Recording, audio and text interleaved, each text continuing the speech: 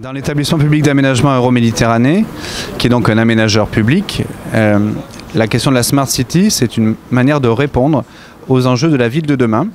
La ville de demain, c'est une ville dans laquelle on a besoin d'apporter de nouveaux services, de répondre aux usages des habitants, et que les usages des habitants, dans un territoire qui est parfois sous-équipé actuellement, qui a peu de valeur, comme c'est le cas des territoires que nous aménageons, on peut y répondre par des services numériques. Et donc c'est là que la Smart City intervient.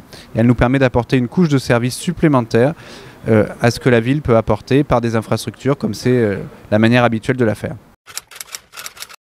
Le BIM est un outil très important de la Smart City parce qu'il permet de modéliser le plus en amont possible la ville telle qu'on souhaite la faire.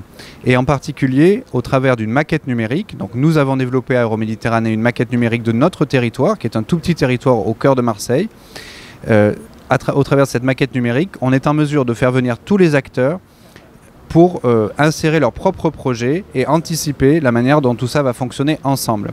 Puisque nous, en tant qu'aménageurs publics, nous faisons les espaces publics, les équipements publics. Mais derrière, vous avez les promoteurs, les constructeurs qui vont mettre leurs propres constructions au sein du périmètre. Donc on va les insérer dans la maquette BIM. Et au dernier stade, vous avez les collectivités gestionnaires, la métropole, la ville de Marseille, qui vont pouvoir utiliser la maquette pour anticiper la future gestion urbaine.